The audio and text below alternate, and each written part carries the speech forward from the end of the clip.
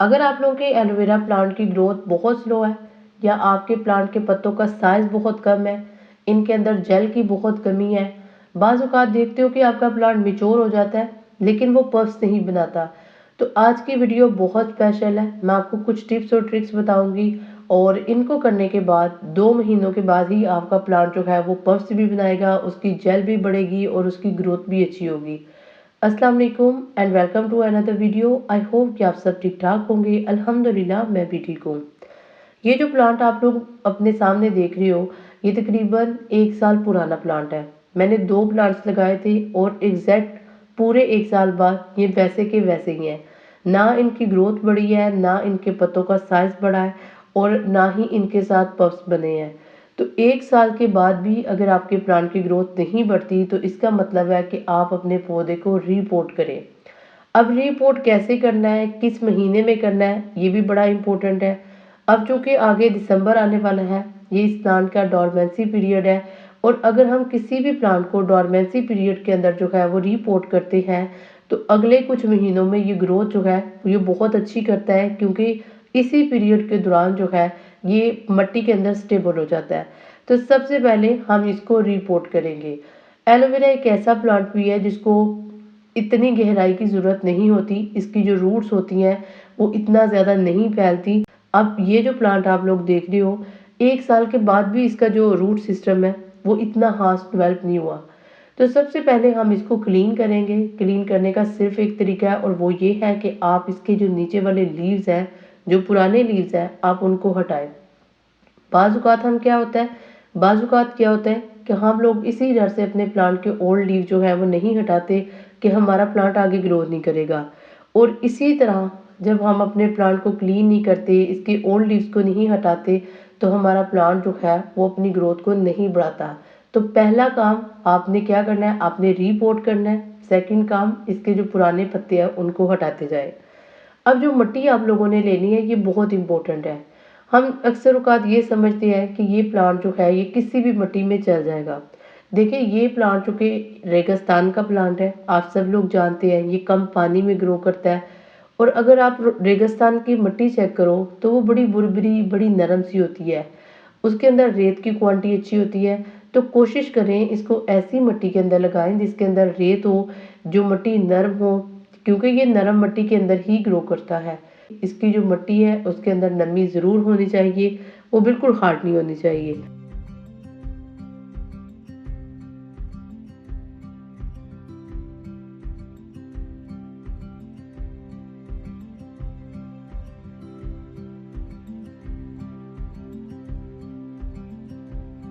अब ये जो प्लांट आप दूसरा देख रहे हो, इसकी मिट्टी अगर आप लोग चेक करो, इसमें मदर प्लांट भी है, बहुत सारे पफ्स भी हैं। मदर प्लांट की अगर हम बात करें तो उसका साइज़ भी कोई अच्छा खासा इंक्रीज़ नहीं है, ना उसके पत्तों का साइज़ जो है वो ज़्यादा है। उसके पत्तों के अंदर जेल की कमी भी है, लेकिन इस प्लांट ने अपने साथ बहुत सारे पफ्स बना दिए हैं। अब उसकी वजह ये है कि ये प्लांट जो है ये मैच्योर हो चुका है, इसकी उम्र 2 से 3 साल हो चुकी है, तो इसलिए इसने अपने इर्द-गिर्द जो है वो पफ्स बना दिए हैं। अब ये जो पफ्स है इनकी कंडीशन भी काफ़ी बुरी है। अगर हम इनको हाथ लगाएँगे तो ये टूट जाएँगे। यानी कि मिट्टी इतनी हार्ड है कि पफ्स जो है वो अपनी जड़ों से अलहदा हो रहे हैं। तो बेस्ट तरीका है कि सबसे पहले आप अपने प्लांट की मिट्टी को नरम करें, क्योंकि जब तक हम प्लांट की मिट्टी नरम नहीं करेंगे, ना इसकी अपनी ग्रोथ बेहतर होगी, ना ही इसके साथ जो पफ्स लगे हैं उनकी ग्रोथ बेहतर होगी। तो मिट्टी को 1 या 2 दफ़ा साल में इसकी ज़रूर गुडाई करें।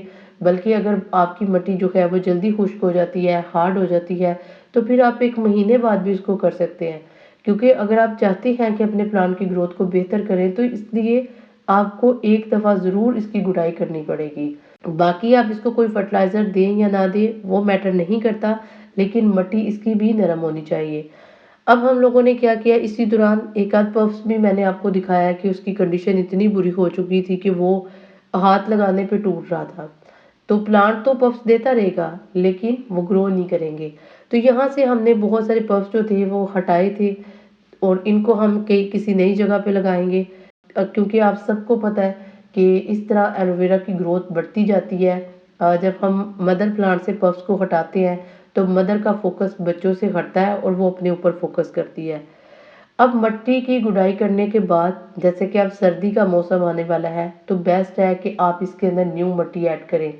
वो भी आप लोग नरम मिट्टी ऐड करें जिसके अंदर बहुत सारे ऑर्गेनिक मैटर्स हो, क्योंकि ये एक ऐसा प्लांट है जिसको हम रेगुलरली फर्टिलाइज़र नहीं देते, ठीक है।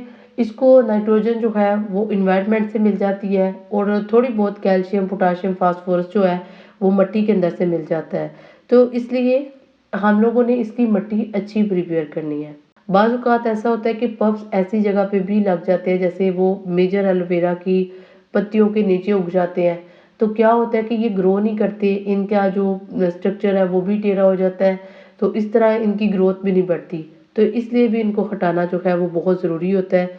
कोशिश करें इनको नरम मिट्टी के अंदर लगाएँ, इनको चेक करते रहें। जो छोटे पप्स हैं इनको बिल्कुल पानी ना दें, यानी कि कम से कम पानी दें। मेजर एलोवेरा जो है उसको सर्दी के मौसम में एक दफ़ा पानी दे दें 6-7 माह में, लेकिन गर्मी के मौसम में आप इनको हफ्ते में एक दफ़ा पानी दें तो चलेगा। अब यहाँ पे हम एक और बात करने वाले हैं, वो है फर्टिलाइज़र की। सर्दी के मौसम में चूँकि ये प्लांट डॉर्मेंसी में जाने वाला है, यानी ऐसे पीरियड में जाने वाला है जिसमें इसकी ग्रोथ नहीं होगी, तो आप लोगों ने इसको किसी किस्म का फर्टिलाइज़र नहीं देना। आपने हमेशा तब फर्टिलाइज़र देना है जब ये ग्रोइंग पीरियड में आ जाएगा, यानी मार्च में, फ़ेब में, तो इन महीनों में आप इसको फर्टिलाइज़र देंगे तो ये अच्छा चलेगा। लेकिन 2 चीज़ें ऐसी हैं जो आपके प्लांट के लिए बहुत ही बेस्ट होती है। इनमें जो सबसे पहली चीज़ है वो है टर्मेरिक पाउडर, वो है जी हल्दी पाउडर। हल्दी जो होती है बेसिकली ये हमारे प्लांट के लिए ग्रोथ हार्मोन का काम करता है। जब हम प्लांट को लगाते हैं, इसकी मिट्टी को नरम करते हैं तो हमारे प्लांट की जो जड़ें हैं वो भी हल्की-फुल्की सी मुतासिर होती है। सम टाइम उन्हें कोई छोटा-मोटा कट लग जाता है। पाउडर तो जब हम टर्मेरिक पाउडर मिट्टी के अंदर डालते हैं तो हमारा प्लांट जो है वो हील हो जाता है, उसके जो ज़ख्म हैं वो सही हो जाते हैं, उसकी ग्रोथ अच्छी होती है। तो जब आप लोगों ने इसको यूज़ करना है, कोशिश करें कि एक चुटकी से ज़्यादा इसको यूज़ ना करें, क्योंकि जब आप ज़रूरत से ज़्यादा यूज़ कर लेते हैं तो उसका नुकसान पता है क्या होता है कि हमारी मिट्टी के अंदर बहुत सारे माइक्रोब्स, बहुत सारे बैक्टीरिया, बहुत सारे कीड़े ऐसे भी होते हैं जो हमारे प्लांट के लिए अच्छे होते हैं, लेकिन टर्मेरिक पाउडर की वजह से बाज़ औक़ात उनकी डेथ हो जाती है और हमारे प्लांट को भी इससे नुकसान पहुंचता है। तो बेस्ट है कि आप लोग इसको यूज़ करो, लेकिन थोड़ी क्वांटिटी में यूज़ करो। इसके बाद एक और चीज़ है, अक्सर आप लोगों ने नोट किया होगा कि जब भी एलोवेरा प्लांट डाई करता है, हमेशा ये गीली मिट्टी की वजह से, यानी ऐसी मिट्टी जिसके अंदर पानी बहुत ज़्यादा ठहरता है या आप बहुत ज़्यादा पानी अपने प्लांट को देते हो, हमेशा इस वजह से मरता है। तो आप लोगों ने क्या करना है, आप लोगों ने इसके लिए दालचीनी का पाउडर लेना है, या आप लोगों के पास पाउडर नहीं है तो आप जो दालचीनी है उसको छोटे-छोटे पीसेस में कर लें, क्योंकि ये डिकम्पोज़ हो जाती है। आप लोगों ने क्या करना है, थोड़ी-थोड़ी दालचीनी सारे प्लांट के इर्द-गिर्द डाल दें। इसका क्या फ़ायदा होगा? पहले नंबर पे ये हमारे प्लांट की जो मिट्टी है उसके अंदर से पानी को एब्ज़ॉर्ब करेगी। यानी अगर आप फ़र्ज़ करें बहुत ज़्यादा पानी दे देते हैं या मिस्टेकनली बहुत ज़्यादा पानी जो है इस प्लांट की मिट्टी के अंदर चला जाता है, तो क्या होगा कि दालचीनी उसको एब्ज़ॉर्ब कर लेगी, फ़ौरन से उस पानी को चूस लेगी। और सेकंड काम क्या करेगा कि अक्सर होता है ना कि प्लांट के ऊपर छोटे-छोटे से डॉट्स बन जाते हैं ब्लैक कलर के, स्पेशली एलोवेरा के ऊपर नज़र आते हैं। अब ये डॉट्स क्या होते हैं, ये फंगस होती है और फंगस क्या करती है, ये प्लांट की खूबसूरती को ख़राब करती है, इसके पत्तों को ख़राब करती है। जगह-जगह से जब ये फंगस आपके प्लांट के ऊपर लगती है तो प्लांट के अंदर जो जेल है उसकी कमी हो जाती है, ठीक है? इससे प्लांट जो है वो ख़राब हो जाता है। तो कोशिश करें आप लोग दालचीनी को प्लांट की मिट्टी के अंदर लाज़मन ऐड करें, इससे फंगस नहीं लगेगा, प्लांट के ऊपर जो ब्लैक डॉट लगते हैं फंगस के वो नहीं लगेंगे, इसकी जो जड़ें हैं वो नहीं गलेंगी और आपके प्लांट की ग्रोथ भी अच्छी होगी।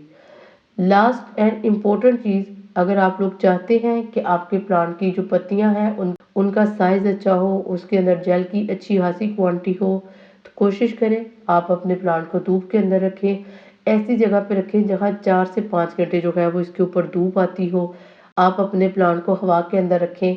कुछ लोग ऐसे भी हैं जो इस प्लांट को इंडोर रख लेते हैं या ऐसी जगहों पे रखते हैं जहाँ पे सनलाइट नहीं आती, जहाँ पे हवा नहीं आती, तो उससे इस प्लांट की ग्रोथ जो है वो स्टक हो जाती है, ये अपनी ग्रोथ नहीं करता। तो इसलिए आप कोशिश करें कि आप इन बातों का ख्याल ज़रूर रखें इससे आपके प्लांट की ग्रोथ भी अच्छी होगी, जेल की कमी भी नहीं होगी, पत्तों का साइज भी अच्छा होगा और मोस्ट इम्पोर्टेंट बात कि पफ्स भी अच्छी क्वांटिटी में बनेंगे। तो ये मेरी आज की वीडियो थी। आई होप कि आप लोगों को वीडियो अच्छी लगी हो। अगर वीडियो अच्छी लगी हो तो वीडियो को लाइक ज़रूर कीजिएगा एंड कमेंट सेक्शन में अपनी कीमती राय का इज़हार ज़रूर कीजिएगा।